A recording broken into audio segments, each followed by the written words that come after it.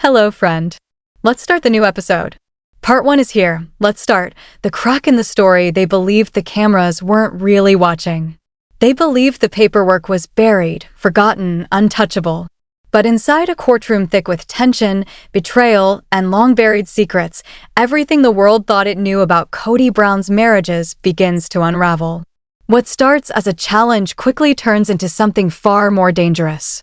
Christine Brown doesn't come quietly. She doesn't come uncertain. She walks in with purpose and with proof.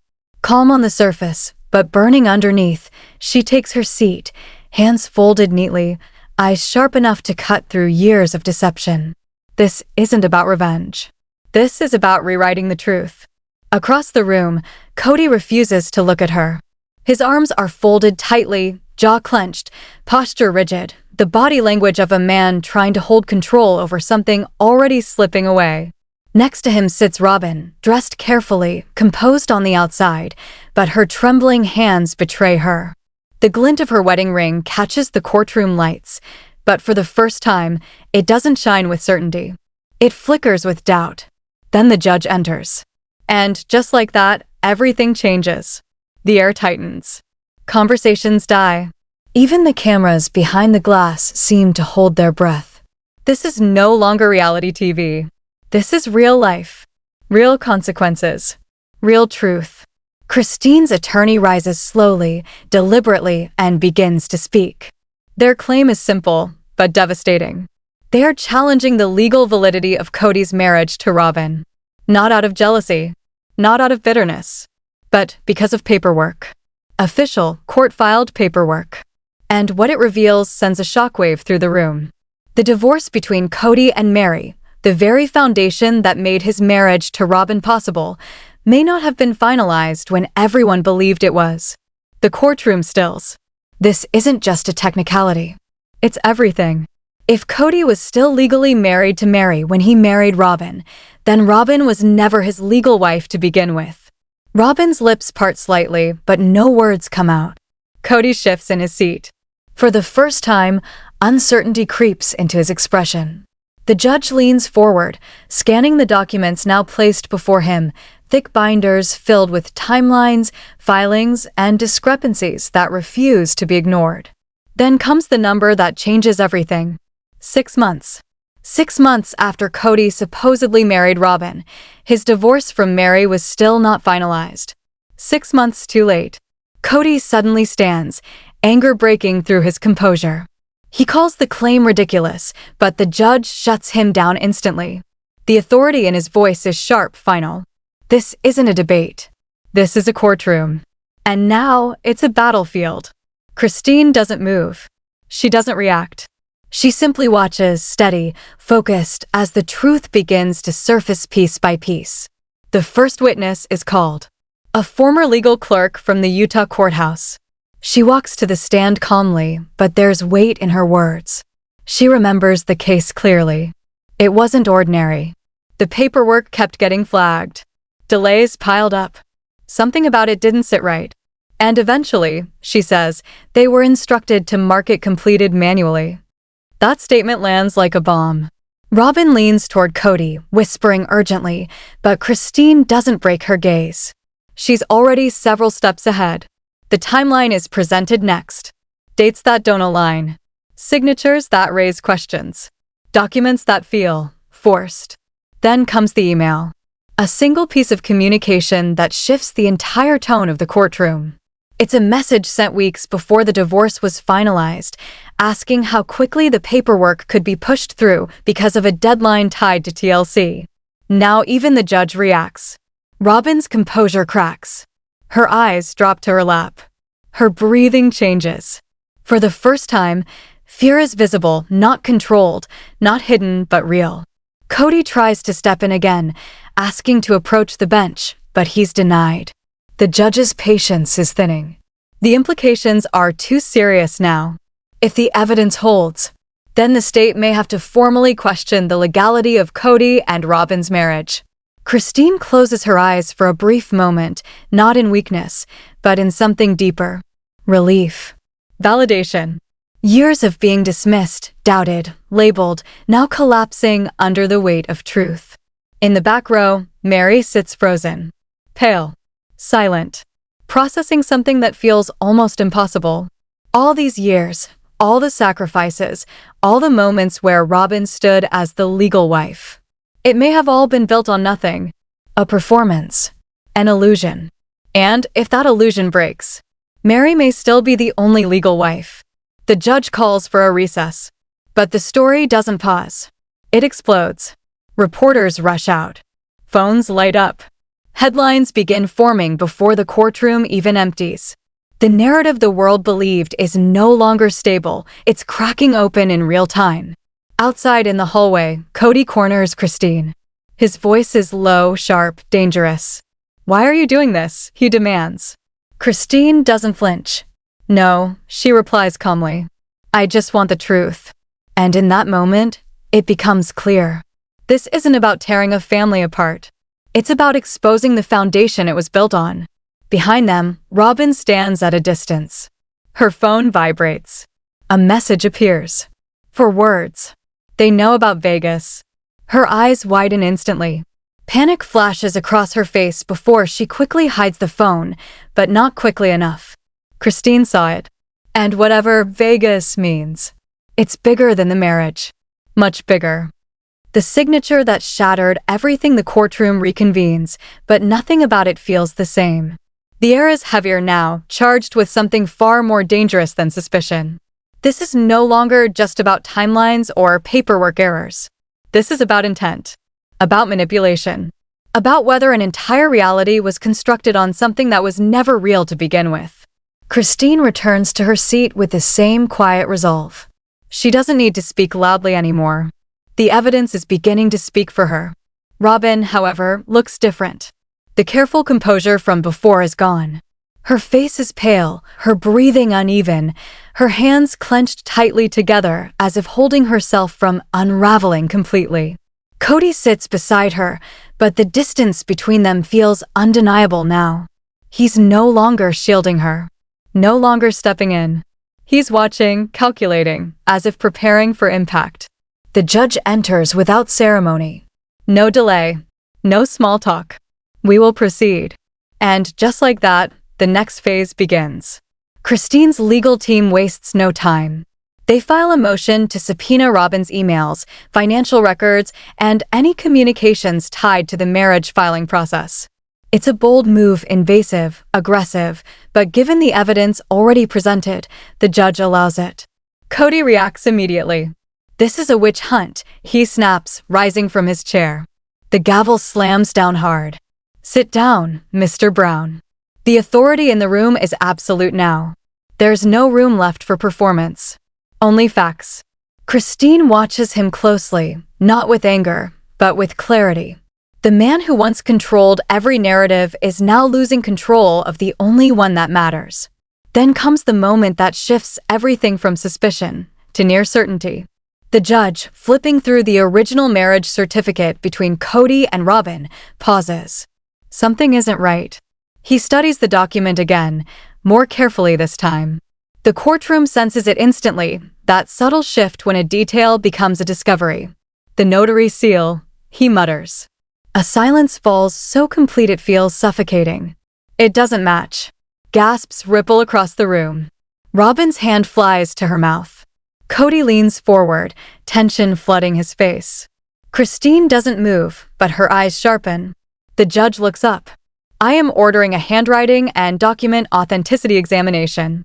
And just like that, the ground beneath everything begins to collapse. Minutes later, the courtroom welcomes a new presence, one that carries its own weight of authority. A forensic handwriting expert. She enters calmly, dressed in neutral tones, composed and clinical. This is not someone interested in drama. This is someone who deals in precision, in patterns, in truth hidden within ink. She takes the stand, sworn in, and handed the evidence. The original marriage license. Known samples from the registered notary. Multiple documents for comparison. She studies them carefully, quietly. The room watches her every movement as if waiting for a verdict before the verdict. Then she speaks. There are multiple inconsistencies. Her voice is steady, unshaken. She explains in detail line pressure, pen angle, letter formation. Subtle elements that most people would never notice, but to her, they tell a clear story. This signature, she concludes, was either traced or written by someone attempting to imitate the original. The words land like a shockwave. The courtroom erupts. Robyn's eyes fill instantly, but the tears don't soften the moment, they intensify it. Kody's expression shifts again, no longer just defensive, but uncertain. Suspicion flickers beneath the surface. Not just toward the case, but toward her. Christine exhales slowly, almost silently. "It's happening," she whispers under her breath. But the unraveling isn't done. Not even close. The judge orders further investigation, immediately emails, phone records, private correspondence between Robyn and the notary listed on the document. Nothing is off limits now. Kody tries once more to regain control. "Your Honor, this is getting out of hand. It already is," the judge interrupts sharply. "If this marriage has been used as a legal basis for property, custody, and contractual agreements, then its validity must be established. There's no arguing with that." And then another bomb drops. Christine's attorney requests permission to play a voicemail. The judge allows it. The recording fills the courtroom, slightly distorted but unmistakable. Robyn's voice. "Just have her sign it and date it before Monday. We need the documents in or the whole project collapses with the network." Silence. Heavy. Unavoidable. The implication is immediate. This wasn't confusion. This wasn't a mistake. This was pressure. Deadlines. Coordination. The judge demands context, and Christine's team provides it. The voicemail was recovered from an old production backup file, buried for years, never used, never revealed, until now. Kody drops his head into his hands. Robyn doesn't move. For the first time, even her attorney looks shaken. And Christine just watches. Because what's happening now isn't revenge. It's exposure. A short recess is called, but the damage doesn't pause with it. In the hallway, emotions shift. Mary sits alone, arms crossed, her expression distant. Christine approaches carefully, sitting beside her. "You okay?" she asks softly. Mary lets out a quiet, hollow laugh. "I don't even know what I'm supposed to feel anymore." There's anger. There's relief. There's something in between, the realization that everything she believed about her own life may have been rewritten without her knowing. "You could still be his legal wife," Christine says gently. Mary shakes her head. "That's not something I want anymore." And yet, the possibility lingers. Back inside the courtroom, something unexpected arrives. A letter. Hand-delivered. No return address. The judge reads it in silence, his expression tightening. "What is it?" Robyn's attorney asks. The judge looks up. An affidavit. The word alone changes the atmosphere. From the notary listed on the marriage license. The room stills completely. She states she was not present at the signing. A collective gasp fills the space. This isn't just doubt anymore. This is direct contradiction. Immediate verification is ordered. A handwriting comparison is conducted on the affidavit itself.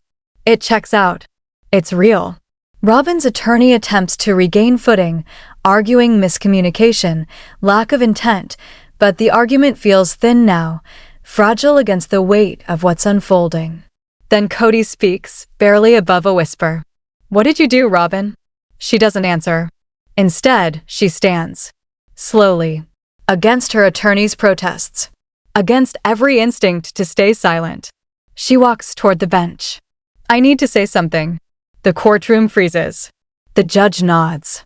And Robyn takes a breath that seems to carry years of pressure behind it. "I didn't want it to happen like this," she begins. Her voice trembles. "We were under stress. There were deadlines, expectations. Kody told Mary the divorce would be finalized. I believed him. I thought it was just paperwork." The judge leans forward. "You are acknowledging that the notary did not witness the signing?" A pause. A long, unbearable pause. Every person in the room leans into it. And then yes, the word breaks everything. Robyn has just admitted it. The marriage license was processed without a legitimate witness. A legal cornerstone, invalid. potentially fraudulent. And suddenly, this case is no longer just civil. It's criminal. The judge's voice is firm, final. This court will reconvene tomorrow. And let me be clear, this matter has now entered the scope of criminal investigation. Silence follows. Heavy. Absolute. Christine sits still, absorbing it. Mary wipes away a single tear, not for Kody, not for Robyn, but for the years lost to something that may never have been real. Outside, the headlines explode. Forgery. Fraud investigation. Marriage may be invalid. And just as Christine steps out into the daylight, her phone vibrates. Another anonymous message. One sentence. Vegas isn't the only lie. Christine stares at the screen. And for the first time, even she doesn't know how deep this goes. The collapse of everything. By the next morning, the courthouse feels like a different world. The quiet gossip that once filled the halls has been replaced by something sharper, anticipation laced with fear. What began as a dispute over paperwork has evolved into something far more serious. The line between personal betrayal and criminal exposure has officially disappeared. Christine walks up the courthouse steps with purpose, but her mind is elsewhere, replaying the anonymous message from the night before. Vegas isn't the only lie. Whoever is behind this isn't just watching. They're guiding. Inside the courtroom, Robyn is already seated alone. No lawyer. No Kody. Just a notebook in front of her and the visible weight of everything pressing down.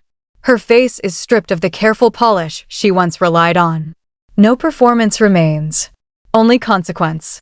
Mary enters shortly after, her expression no longer conflicted, but distant, controlled. She doesn't look at Robyn. She doesn't need to. Whatever connection once existed between them has already dissolved. Then the doors open again. Kody walks in, but something is different. He's not alone. Beside him is a new attorney. Not a family lawyer. Not a civil specialist. A criminal defense attorney. That single detail sends a ripple through the room. Because it confirms what everyone already suspects. This is no longer just about marriage. It's about survival. The judge enters, more severe than before. There's no delay this time. No patience left for theatrics. We're expanding the scope of this hearing. Every word lands with weight. New evidence has been submitted anonymously that may further impact the validity of the legal documents in question. Christine straightens. This is it. A court officer hands the judge a sealed envelope. Inside, a printed email screenshot. The subject line alone raises eyebrows. Nevada filing timeline. The judge reads silently, then looks up. Can we make it retroactive? The courtroom reacts instantly. The implication is unmistakable.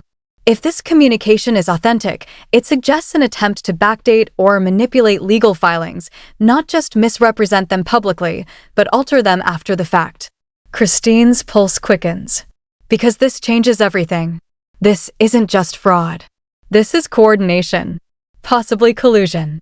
Christine's legal team moves quickly, requesting permission to submit a full timeline analysis, aligning divorce filings, marriage documents, and even televised episodes to expose inconsistencies. The judge approves. And suddenly, the illusion of reality television begins to collapse under the weight of actual reality. The timeline reveals something deeply unsettling. Robyn was publicly presented as the legal wife before the marriage could have legally existed. A narrative wasn't just told. It was constructed. Then comes the witness that shifts the energy entirely. A whistleblower. A former production member. He steps forward carefully, visibly nervous, but determined. His identity had remained hidden until now. He begins to speak. During filming, he says, there was urgency, panic, even. Documents weren't always sent through proper legal channels. Sometimes they went to production offices instead of courthouses. Reshoots were requested. Scenes were adjusted. Storylines were shaped. Then he says the sentence that changes everything. Robyn asked if the show could make it appear legal, before it actually was. The courtroom erupts. Robyn immediately pushes back. That's not true. But the judge silences her. The witness doesn't hesitate. Kody supported it. Now all eyes turn. Robyn looks at Kody, searching, desperate. But he doesn't look back. And in that moment, she understands. He's not protecting her anymore. He's protecting himself. When the judge asks her directly to respond, Robyn's voice is barely audible. "We were desperate," she admits. And just like that, the final barrier breaks. This was never just about love or family. It was about image, control, narrative. The judge orders additional subpoenas, production records, legal contracts, internal communications. The scope widens again, pulling everything into the light. Robyn begins to unravel. "They told us it was just technical," she says through tears. "That it wouldn't matter later, but it did." Kody sits silently beside her, watching, detached, as if the consequences belong only to her now. Then the judge turns to Mary. A simple question. "You were never informed your divorce was incomplete?" Mary shakes her head. "I believed it was finalized." That answer lands with quiet devastation. Because it confirms what no one wanted to say out loud, Mary may have been legally married to Kody the entire time, which means everything that followed was built on an invalid foundation. The legal consequences stack instantly. If proven, Kody and Robyn's marriage could be voided entirely. Property agreements could be overturned. Contracts re-examined. Financial distributions challenged. Christine looks at Robyn, her voice calm but firm. "You built this on lies." Robyn's response is soft, hollow. "You left." Christine doesn't hesitate. "I came back for the truth." Another recess is called. But outside the courtroom, the story continues to evolve. Christine's phone rings again. Another anonymous message. This time a photo. Grainy, but clear enough. Robyn, seated at a desk, signing a contract. The timestamp? 3 days before her marriage could have been legally valid. And the label beside the document? Legal wife, storyline confirmed. Christine stares at it, her breath catching. This isn't just evidence. This is proof of intent. Someone is feeding her everything she needs. One piece at a time. Back inside, the judge returns with final authority. Based on the evidence presented, this court is initiating a formal investigation into fraud and perjury. The words hit like a hammer. Robyn closes her eyes. Because now it's official. This is no longer speculation. She is under investigation. Then comes the final blow. A remote testimony. A former network executive. She appears on screen, calm but resolute. She confirms it all. The storyline was pushed deliberately. The legal status was known to be incomplete. And still, it was presented as fact. When asked directly, she answers without hesitation, yes. It was intentionally misrepresented. The courtroom falls into stunned silence. Years of narrative. Years of public belief. All collapsing in a single moment. Mary sits frozen. Christine stands still, absorbing the magnitude. Kody's composure finally cracks, subtle but visible. And Robyn. Robyn doesn't fight anymore. She doesn't argue. Because there's nothing left to defend. The judge delivers the final warning. If the allegations are proven, there will be consequences, financial, legal, and personal. Assets may be frozen. Contracts voided. Marriages annulled. Everything reconsidered. And just like that, the empire falls. Not with a scream, but with the quiet, undeniable weight of truth. Christine walks out of the courtroom, not victorious, but resolved. Mary remains behind, reflecting on what was lost. Kody stands still, caught between denial and reality. And Robyn stands at the center of it all. No longer the legal wife. No longer the protected figure. But the key to a truth that was hidden for far too long. First part is over, next part coming very soon.